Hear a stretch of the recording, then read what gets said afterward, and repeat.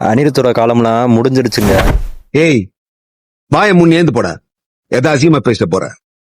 Recent times நிறைய பேர் என்ன சொல்றாங்கன்னா, அனிருத் ஃபீல்ட் அவுட் ஆகிட்டாரு, அடுத்த அனிருத் சாய் அபியங்கர் தான் சொல்றாங்க. அவங்களுக்கெல்லாம் செருப்பால் மியூசிக்காலேயே அடிக்கிற விதமா அனிருத்தோட 2026 ப்ராஜெக்ட்ஸ்லாம் அப்படி இருக்குங்க. இப்போ வரைக்குமே 2026ல அனிருத்துக்கு 9 மூவிஸ் கன்ஃபார்ம் ஆகியிருக்கு. அது என்னன்னு பார்ப்போம். ஃபர்ஸ்ட் சூப்பர் ஸ்டார் நடிப்புல வர ஜெயிலர் 2 இதோட ஃபர்ஸ்ட் பார்ட்டுக்கும் அனிருத் தான் மியூசிக் போட்டாரு.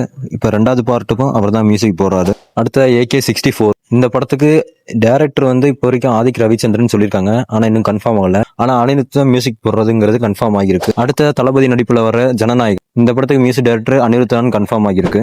அடுத்ததா தனுஷோட 56வது படம் 2022ல வந்த திருச்சிற்றம்பலம் படத்துக்கு அப்புறம் ஆல்மோஸ்ட் 4 இயர்ஸ்க்கு அப்புறம் இப்பதான் இவங்க 2 பேரும் ஒன்னா சேர்ந்து படம் பண்றாங்க. அடுத்ததா சிலம்பரசன் வெற்றிமாறன் இணைஞ்சு பண்ற அரசன் படம். இவங்க 2 பேர்த்து கூடயும் இவர் இப்பதான் ஃபர்ஸ்ட் டைம் படம் பண்றாரு. ஆறாவதா சிவகார்த்திகேயன் கூட மட்டுமே 2 படம் கன்ஃபார்ம் ஆகியிருக்கு.